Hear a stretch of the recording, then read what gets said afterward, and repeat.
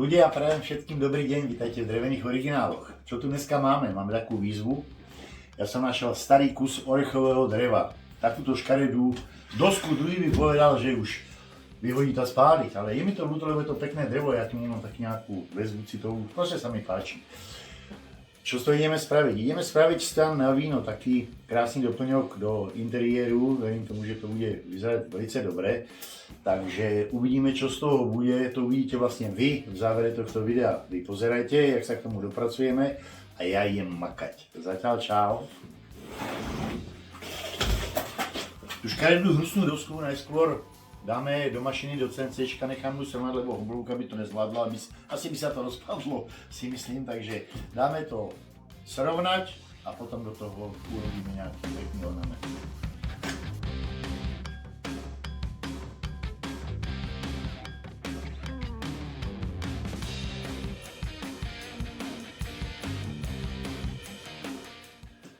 Ten, kto vydržal pozerať toto video až do konca, tak uvidí, či sa nám vlastne ten projekt celý podaril.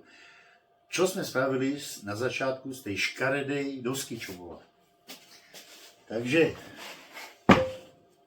nech sa vám páči.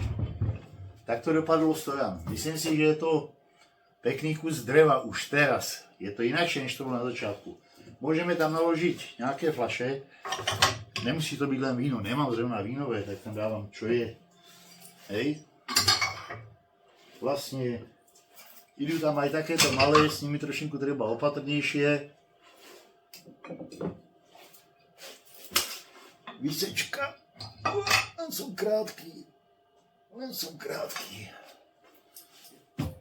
To je všetko, vážení. Ten, kto by chcel viacej informácií, čo sa dá spraviť, o tom, čo všetko robím, pozrite si moju stránku www.dreveneoriginály.sk. Všetkým ďakujem za účasť, prípadne som vďačný za každé zdieľanie a za každý like. Teším sa, dovidenia.